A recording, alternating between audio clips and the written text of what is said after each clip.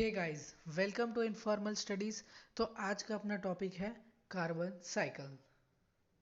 The carbon cycle is the process by which carbon moves from the atmosphere into the earth and its organism and then back again.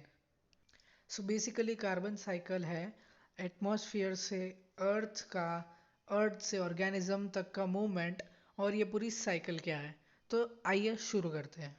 Carbon cycle consists of four processes. First, photosynthesis. Second, respiration. Third, decomposition. Fourth, combustion. So first process, photosynthesis. In this process, plants form their food by absorbing the atmospheric carbon in the form of carbon dioxide gas and release oxygen gas. तो इसका मतलब ये है कि ये process में plants जो है ना वो अपना फूड एटमॉस्फेयर से ऑब्जर्व करते हैं, बेसिकली सन से ऑब्जर्व करते हैं। फिर वो कार्बन डाइऑक्साइड प्लांट में आ जाता है एंड एवरीबडी नोज फिर प्लांट ऑक्सीजन गैस रिलीज करता है। बस इतना ही होता है फोटोसिंथेसिस। अब चलते हैं नेक्स्ट प्रोसेस की ओर, respiration. In this process plants and animals respire resulting in breakdown of glucose stored in the plants and animals to release CO2, that is carbon dioxide, water and energy.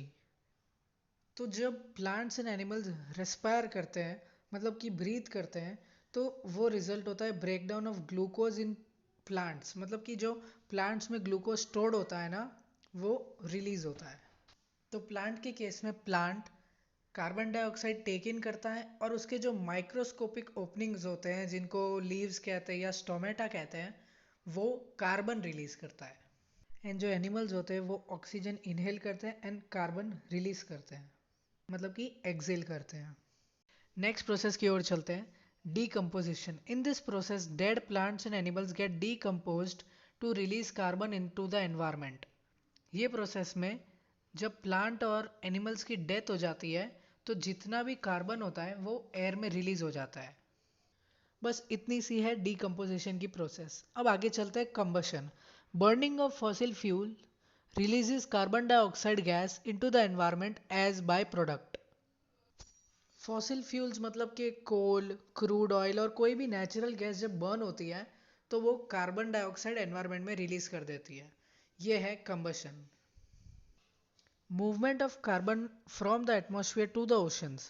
The oceans and other water bodies soak up about a quarter of the carbon dioxide to form carbonates.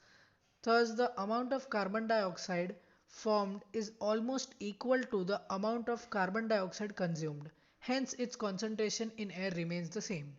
मतलब कि जैसे ही movement होता है carbon का oceans में, तो जो oceans होते हैं वो 1/4 ऑफ कार्बन डाइऑक्साइड अब्जॉर्ब कर लेते हैं या फिर सोक कर लेते हैं, जिससे कार्बोनेट फॉर्म होता है। तो जितना ही कार्बन डाइऑक्साइड कंज्यूम हुआ होता है उतना ही कार्बन डाइऑक्साइड फॉर्म हो जाता है।